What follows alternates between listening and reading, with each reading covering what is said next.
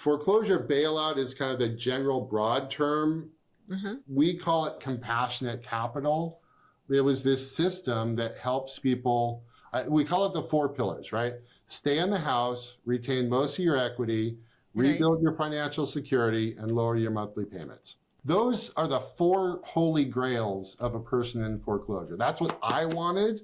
That's Right. what the people in the chemo ward wanted. Like everybody, those are the 4 things that everybody wants.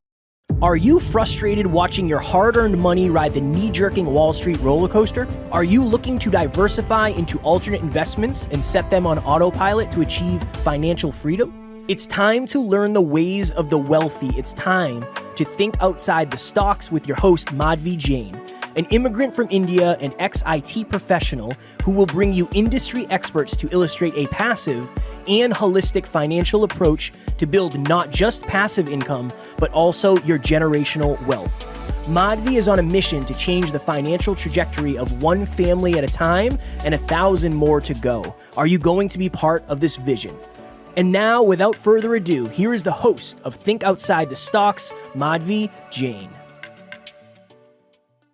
Hey, welcome back to another episode with Think Outside the Stocks. I'm your host, Madhvi Jain, and we have a super compassionate guest with us today.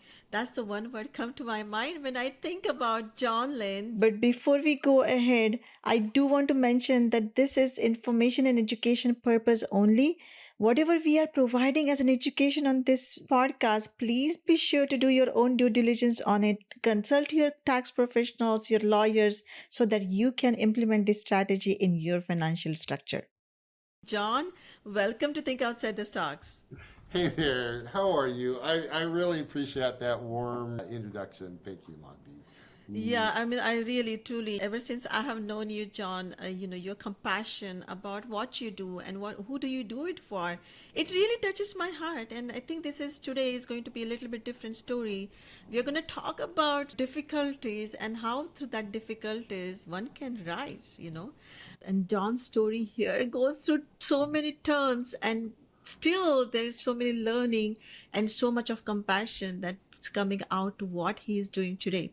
John, I always like to introduce my guests with 3 interesting facts about them.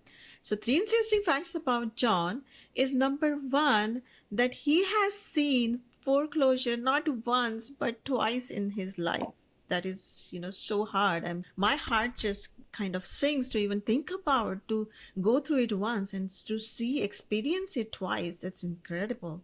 The second thing is that throughout his life, I mean, he has seen humongous success, but he has seen the downside as well. Imagine losing $77 million worth of portfolio. Wow, John. I mean, look at you. You just basically, when I'm talking about all these things happening, and you are not just coming out of these things yourself, but the reason I talk about compassion when it comes to John is not just that he is coming out of it, but he is helping others to come out of it. So his compassionate capital is actually a system that he has created through his experience, which is a foreclosure bailout system. So now it's not just that, he doesn't want to go through it, but he doesn't want anybody else to go through it. So, John, that is just amazing. And with that, 3 interesting facts about you, I would love to welcome you to share a little bit story about you. I know you got into the business world as a child, and, you have got into real estate actually during one of the biggest challenges in your life. Take us through that journey.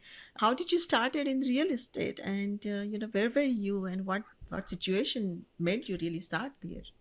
I always tell people I fell into real estate backwards. It was never a plan. It was never a goal. Like, real estate investing was not a plan at all. It was a necessity. Like, really, truly, it was make money or die. So for me, I ended up, let me back up a little bit. My parents, when I was 16 years old, we lived in Port Orchard, Washington. And my parents lost our house in the foreclosure, right? I And mean, that's the first one. that was the first one, right? And Uh-huh. so we're packing up, 16 years old, like high school, when you should be the most stable of your entire life. Moving trucks are coming, bank notices stuck on our door. Interest rates were well above 15%. Sidebar note, everybody's griping about 8% interest rate. Like, wait till you see 18.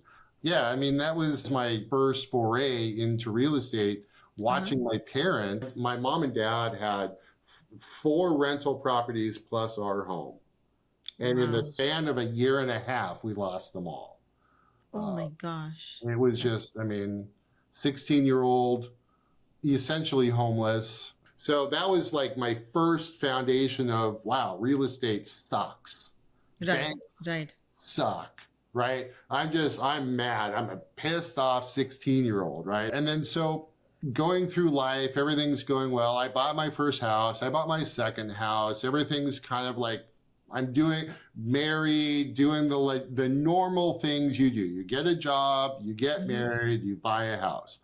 And then at about 31, I started getting sick. Didn't know what was going on. My head started hurting, really super nauseous, started gaining a lot of weight. And all of a sudden, I get diagnosed somewhere early April of 2001.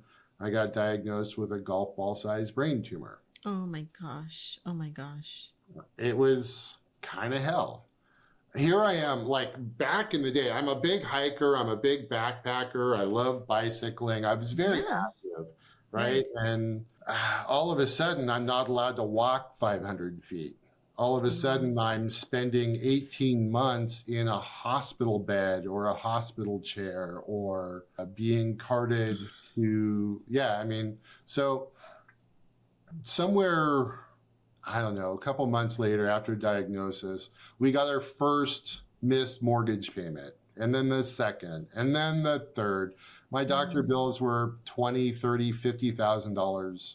And I mean, I remember this number vividly, $222 for 1 day's worth of medicine. Really? Oh my God.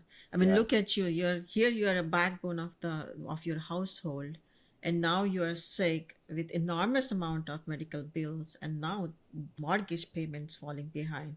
So it just must have kind of felt like, just the walls are closing on you. Oh, yeah. It was hell. There is no other way to describe it. You have this mindset of you work hard, you get your 401k, you start creating a life, your early 30s, you're invincible, right?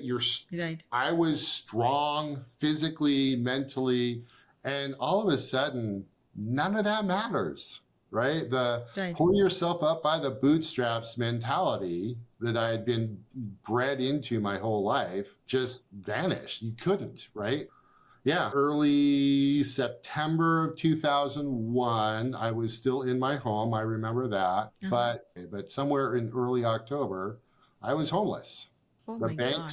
stole my house. I went into foreclosure. The bank stole my house. And my house was worth at the time is about $250,000. And we owed about $175,000, right? Right. $75,000 worth of equity. Because remember, this is my second house. I had enough money to put for a down payment. Like I had kind of gone into this a little bit, and I'd had some down payment, and I was working hard, and it was my equity. And house went to auction, 175, lost it all, and I'm literally dying. I'm on morphine, Vicodin, and Oxy on a regular and routine basis. I have headaches that will basically blind me, and the 93% fatality expectation. And I just can't even begin to think about this. I mean, here everything is going well, and that one thing, the one thing that happens, and everything just comes tumbling down. It's like a house of cards. And here you are, you have such a bad experience in real estate. You're going through the second foreclosure. And then what makes you really think about real estate? Is that the point that you actually got into real estate and start Yeah. doing something about it? How, just to build that income? My choice was either make a lot of money or die. Oh my God. Oh my There's God. no more clear message. I think it's really important to share, because a lot of people who are, everything is going on well, they think that nothing needs to be changed. This is what it needs to be. But we are a big proponent of starting to create that passive income. And why is it needed, right? If you have that alternate income created, at least some of it, something like this, there's Yeah. a support system. So tell us that, from that situation, how did real estate actually helped you to just rise Yeah. from that situation? Robert Allen, like one of the great grandfathers of the personal development, real estate investment, saved my life. Like I'm really clear about. I saw a late night infomercial and he's like, come to this seminar. And a friend of mine helped me to go to the seminar, and I learned about real estate. And literally from a hospital bed, I did my first transaction. Like I went to the real estate training in late October, and by early December, I had a $25,000 check in my hand. I mean, I'd sold shoes, right? I'm a professional shoe salesman, right? Not a glamorous job, not a great job. I made 36, 40 grand a year selling shoes, and I made 25 grand in less than 6 weeks, 20 total hours to do that deal. Wow. And yeah, I was hooked on real estate from then on. So that's encouraging. Then that's where your journey of wholesaling and fix and flips really started, right? Yeah, well, and a lot of foreclosure bailout stuff too, right? So foreclosure bailout is kind of the general broad term. We call it compassionate capital. It was this system that helps people. We call it the 4 pillars, right? Stay in the house, retain most of your equity, rebuild your financial security, and lower your monthly payments. Those are the 4 holy grails of a person in foreclosure. That's what I wanted. That's what the people in the chemo ward wanted. Like everybody, those are the 4 things that everybody wants. So let's talk about that right now, about the compassionate capital. How many people have you helped through this foreclosure bailout program? And, if you can elaborate a little bit more. And, anybody who's listening or they know somebody who's going through these tough times, how can they get an assistance from what you are doing for the world? It didn't start out as planned. It was just me talking to other people. And then it kind of just grew. I was able to help a person from church, right? And then I was able to help a person from the chemo ward. And then the math started clicking. And we developed a system, a truly automatable, process-oriented system of marketing. And I'm not a guru. I'm not selling a course. I want to be really, really clear on that. We developed a system that, like, we would cut the equity in half, right? So in my situation, 250,000 value, 175 payoff, and let's say there's $75,000 of equity. Split the equity 50-50. The foreclosed client, they're not tenants, they're not rentals, that's a client. That person gets a guaranteed repurchase price. We as investors would buy the house, and then we would give them a guaranteed repurchase price in 2 years, 3 years down the road. They would get to enjoy all the upside equity, and we would take that small portion of, let's say, in this case, $37,500 of equity. The foreclosed client would keep their $37,000 plus, let's say, another $50,000 in appreciation. Right. And then we'd lower their monthly payments by generally 20-25%. So families were staying intact. In both of my foreclosures, my parents and mine both ended in a divorce. Right. Oh my gosh. So oh my God. Our system keeps those families intact, keeps the kids in the same school. All it is a paperwork shuffle, and really life goes back to normal. So it's really a ripple impact of you saving one foreclosure is a ripple impact on the family, the children. It's incredible. I love how creative that is. In a kind of a way, for the investors, there's a safety net too, right? There's a safety net for the owner there's a safety net for the investors too, because there is a certain equity that's already assigned for this project, right? Yep. So tell us about Compassionate Capital. That, how many people have you helped so far, and where are you going from here? So between 2001, when I got sick, and 2005, and I don't know exact numbers now, but we probably helped 300 families, 300 homes. It's funny, I can tell you the dollar amount. It was $56 million of total net assets. Wow. And I have to kind of brain tumor, right? I don't have a great memory, so some things just filter through, but we helped about 300 families rebuild their lives.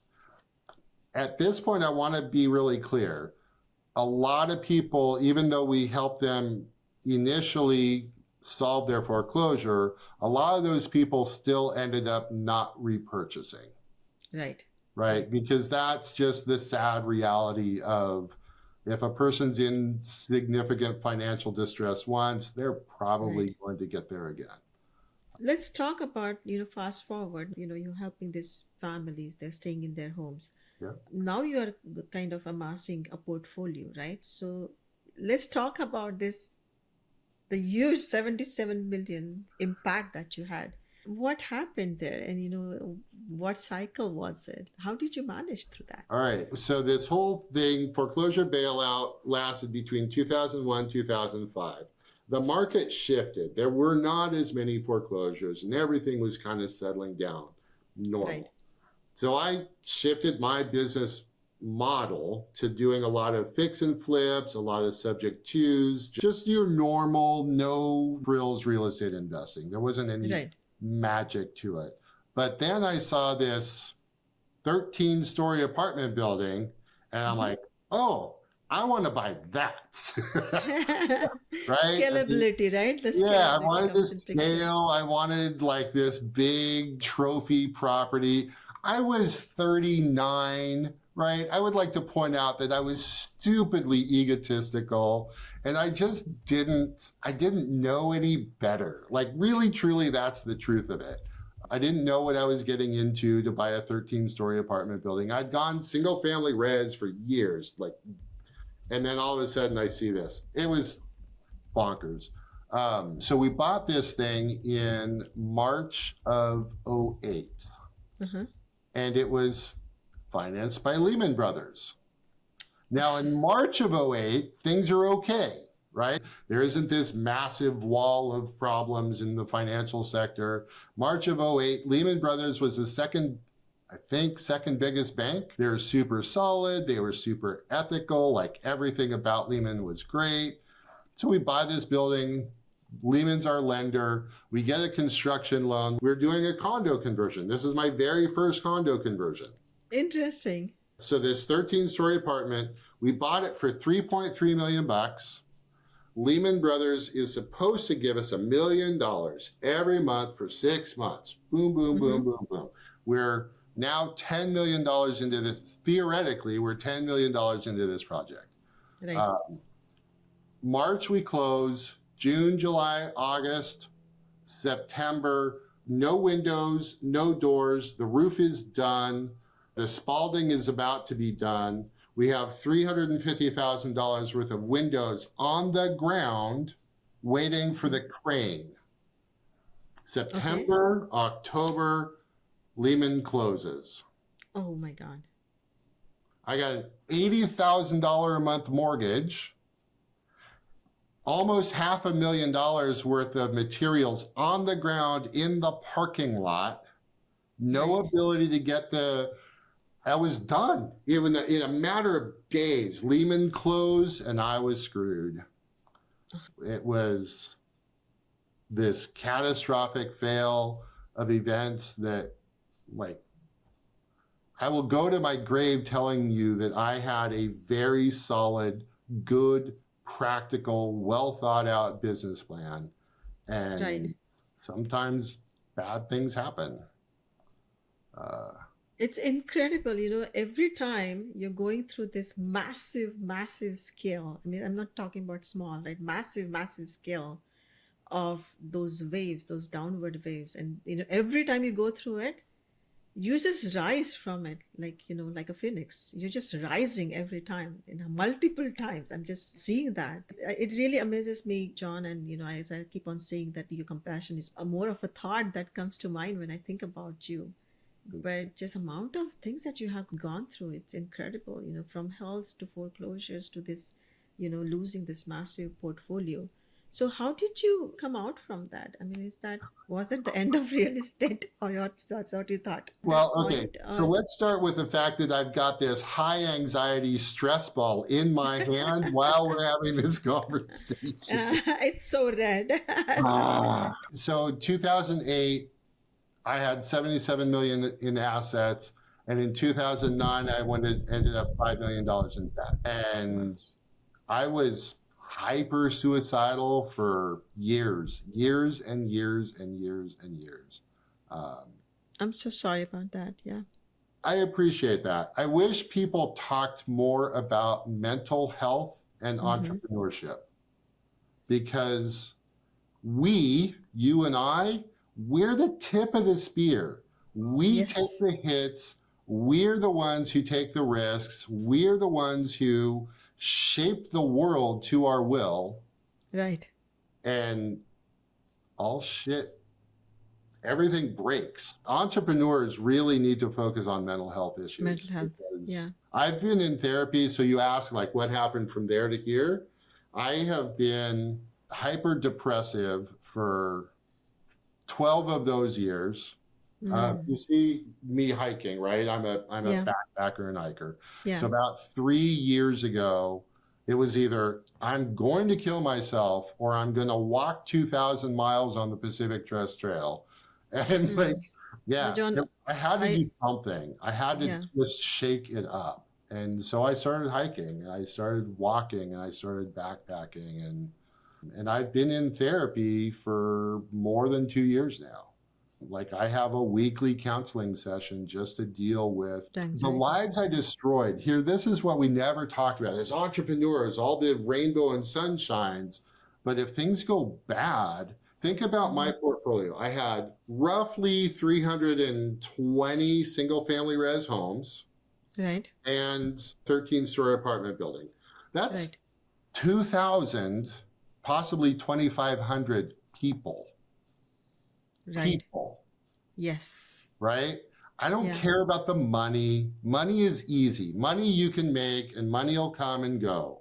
But the wreckage of lives, 2,000 people, I directly destroyed their lives. Everybody had to move. Everybody. And I had people who had been in their homes for 15 and 20 and 30 years.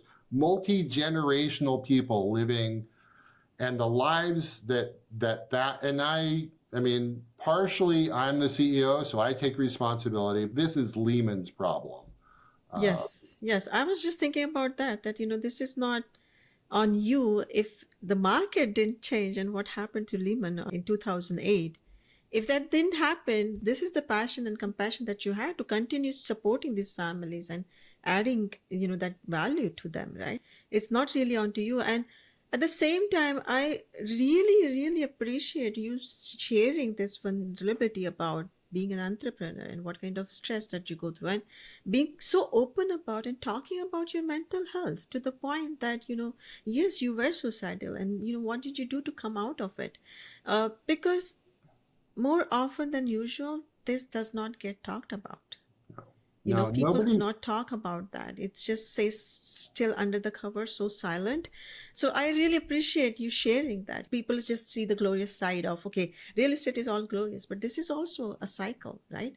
And because it goes through a cycle, you have to understand that, the change is really important. It's really crucial. The pivot is really crucial, right? So with that, let's talk about that pivot, right? And let's talk about the adaptive reuse that you're thinking about now, because it's not about that, whether you can make money in real estate. You can make money, you can lose money, but it's about how you can pivot, how you can change you know where to look for in every market cycle, and looking at the experiences that you have had, I think that is what has that story has created for you, is your ability to look at these things, identify these problems, create this momentum of change and pivoting your strategy. All right. So I spent all this time on the foreclosure side on single family res. I'm looking at the last couple of years with COVID and the enormous amount of square footage of office buildings and retail places that are just simply not used anymore. And so I'm always super passionate about path to home ownership. It's all from my whole business model, my whole life has been path to home ownership. And so adaptive reuse is we're buying old apartment buildings, making Right. them Class A beautiful places to live that people want to go to, that they enjoy being in. Right. And then because there's this overconsumption of, there's so many apartment buildings, we're getting relatively decent values for them, and we're converting those into condominiums, right? So this whole idea of adaptive reuse is helping people who would normally not have access to a home that's affordable Right. open that door. And Love. you know how pissed off I am at banks, right?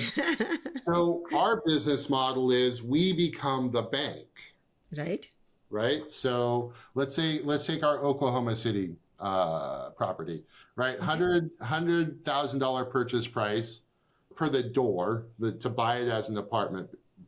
You might sell it for $250,000. We ask our homeowners to get a first mortgage of that $100,000, so that returns capital to the investors, and then that $150,000 delta that's pure profit, we're the second mortgage holder on. So we have no landlord responsibilities. We've helped somebody become a homeowner, so they're going to enjoy their equity, and we're basically the bank financing part of the transaction. And you have that check coming over to you over and over again. Consistent cash flow from Yep. 50 different units for the next 20 years. You're not worried about the property taxes going up. You're not worried about changing of the tenants. Yep. It's just that consistent payment. I love that. I love it's kind of that risk managed, right? I love that strategy. And by the way, listeners, if you want to reach out to John, please do.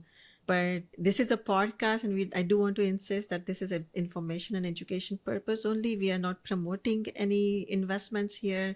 We are not supporting any investments here. Please do your due diligence from your tax lawyer, all the perspective that you have to. But John, if they want to get in touch with you, how do they get in touch? I'm pretty easy. I'm a big fan of LinkedIn. That's kind of my community that I'm building. John Laine on LinkedIn, and then John at compassionatecapital.fund, right? That's the easiest way, John at compassionatecapital.fund. That's like the easiest way to do it. Yes. So with that, this conversation is incredible, and I wish we could keep on talking about it, help our listeners to understand these waves that comes and go and how you can react to it. Life throws you a curveball, and you are a classic example of when you take that curveball, not only use it to your advantage, but actually help others so compassionately to change their lives and change the families, have this ripple impact on the community. So thank you for sharing your journey. And with that, the next section is one of my favorites. I talk about when it comes to think outside the stocks, it's not just about investments and what returns you can make, but I always think about how can you grow, preserve, protect, and pass your generational wealth. So that's the think outside the stocks premise. And with that, can you help our listeners to understand how do you, John, think outside the stocks, so that when it comes to diversification or guarding those investments or estate planning or anything that you want to share, please go ahead and share.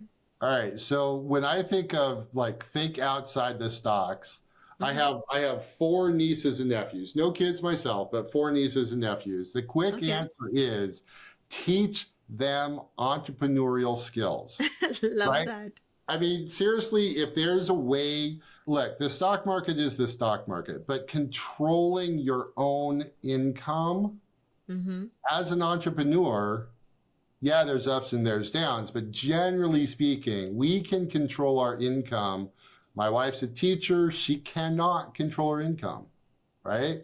As entrepreneurs. So that's kind of my thought process. I like teaching young people about financial literacy is kind of the big euphemistic term. Yeah, and then I've seen you teaching about something like house hack, for example, right? Yeah, These are the things which is, getting them to the curved line of the life path.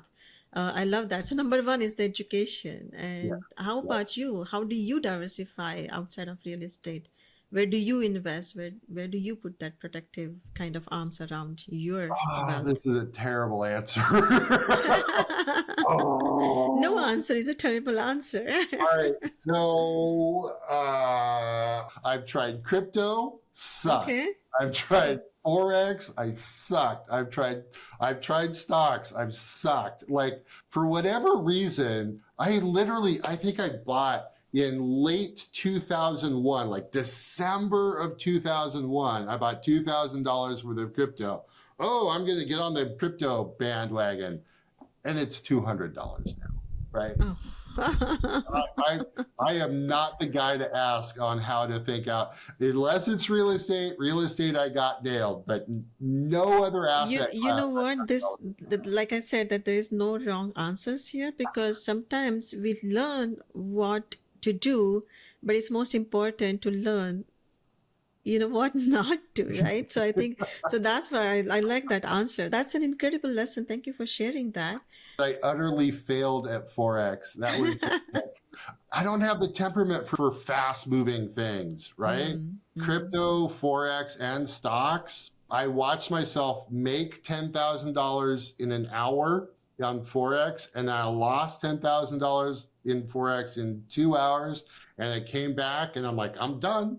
I got back to zero and I'm done. Yeah, that's the thing about that wave of the stock market, right? The roller coaster, I call it. That if it is going up, you think that, oh, it's going up, maybe there's more upside, so I don't want to take it out. And when it starts suddenly going down, then you think, oh, it's pennies on the dollar, now I cannot take it out. Let's wait till it recovers. So there's kind of you're stuck in an endless cycle. I hate it. So that's kind of restating that fact that that's the cycle that we get stuck, and that's why I think outside the stock. So don't get me wrong, I'm not against stocks. You need to invest something in the stock market, and mostly your retirement portfolio is in real estate, in stock market. But the diversification is important. Don't put your all eggs in the same basket, right? Yep. So that diversification is what I'm a big proponent of. Yeah. So with that, I've finally come to the last section of this podcast interview, which is kind of a fun and short section. Yeah. I've really enjoyed talking to you. Are you ready for that last section? That's called rapid fire round. This was the hard one, right? 30 to 60 seconds. All right, here you go. Let's go. So John, tell us about the one thing that you remember the most when you had this massive amount of people that you helped with their foreclosures. Somebody came back to you and said that just stayed in your heart and just got stuck in your memory, that was most so genuine, and that just told you that this is the difference that you're making to these people's life. My favorite client was a family of 4, husband, wife, 2 kids. She ended up with a very bad miscarriage, like 8.5 months in. Oh my God. And lost the child. That caused them to go into foreclosure because they were just bereft. And 10 years later, I still get calls from them of how we helped them, right? That we got them through the process. Like 10 years later, I still get calls from them, and I get chills talking about it because they were such good people, just genuinely nice people. Bad stuff happened to them, and they were able to, now they have 3 kids, right? They had another baby girl. Their life is great. Seriously, I'm all chilly. Like I'm getting goosebumps just as you're mentioning it, and to be able to change that family's life and have them connected with you even 10 years later, that's incredible. Thank you so much for sharing that. So my next question, what is the worst memory, that moment that you remember? I didn't freak out when Lehman closed. Okay. I knew somebody would pick them up, right? It's a good company, good assets. I knew somebody would pick them up. I kind of lost my mind when Barclays sent us a receivership letter. Like, that was it. Like, it was all of a sudden, Lehman gone, Barclays comes in, and now they're just, we want all of it. Didn't matter that we had this construction loan, didn't matter that windows were on the ground, didn't matter. They called the loan and they wanted all assets back under their control. There was no choice. Nothing, because we didn't know who to send mortgage payments to. And all of a sudden we were in receivership, just like 10,000 other people, and no way to navigate. Getting the receivership letters, that is the thing, because I knew at that moment my life was irrevocably changed. But you know what? I look at you now, you not only you're helping others, but you are an inspiration for people like me. You know, going through it with so many hard events and you're just rising continuously, you know, one event after other. I think it's so inspiring, John. I look at you and your compassion and that's an inspiration. So thank you for, you know, being just you and continuing to doing what you're doing. Thank you so much for doing that. And with that, I'm going to end to my, you know, third question. Let's end on a very sweet note. What is the most beautiful memory that you connect to every time that there's something going wrong or something that sways the pendulum of the life on the other side? What is that anchor moment that you remember? There's a reason the that happiest. this is my background. This is a very purposeful background, right? Yes, My in-laws, yes, my twin brother, my wife, my niece and nephews. Our goal is to go to every national park. Share a moment, a memory from, you know, one of your trips or one of the things that you did, which made them really happy. This is my dorky wife. That is where I proposed to my wife. That is You did. That, right? I mean, this is my life. This is who I am. It's super cheesy. Oh my God. My wife is amazing. And like, we've been married for 18 years. She's been with me through all of it. We met in 2005, early 2005. I'd already gotten served papers from my divorce, moving on from that. Cindy walks into my life and my life has been 10 times better. This last 18 years, even though it's been crazy, I couldn't have done it without her. So, oh my God, you're giving me butterflies in my stomach. Shirt, right? This is like, I'm all about my little like things. Yeah. I love that. I love that. It's giving me butterflies in my stomach just to think about this beautiful relationship that you have. And with that, I thank you so much again for sharing your journey, your intense journey and your intense love for things that you really, really love. I am so honored, and it's incredibly honoring to have you interview on my podcast. I hope that listeners, you know, you learned about, you know, these ups and downs that John has gone through, and there's, you know, so much of learning, so much of the moments that just challenges that, you know, challenge your life, that status quo that you are gotten comfortable with, because that can come tumbling down multiple times, like it happened with John. So, you know, start thinking about what is that one thing that you want to start changing, if that's one thing that you want to take away from. John, anything that you want to mention to our listeners, that one thing if they want to, you know, remember in life and to continue on that path? So when you've got a fairly decent size of chips on the table, take some money off the table. My biggest mistake in my entire career is not taking money off the table. I was investing and rolling all the profits into more and more, and I never once took money off the table. And I love that. This is going to be like a John said quote, I think. I love that. So, with that, we have come to our end of our show. Thank you so much, John, again for being here and sharing your incredible story with our guests. Thank you. I deeply appreciate Thank you so you much. and this community. Thank you. Absolutely. Thank you so much again. Thanks for tuning in to the Think Outside the Stocks podcast. If you enjoyed today's episode, please like and subscribe. Madhvi is on a mission to change the financial trajectory of one family at a time with 1,000 more to go. We hope you'll be a part of this vision. Please join our growing community, and to get your journey started, visit thinkoutsidethestocks.com to download your free guide on active income with passive real estate investments. If you learned something new, thanks for tuning in to the Think Outside the Stocks podcast. If you enjoyed today's episode, please like and subscribe. Madhvi is on a mission to change the financial trajectory of one family at a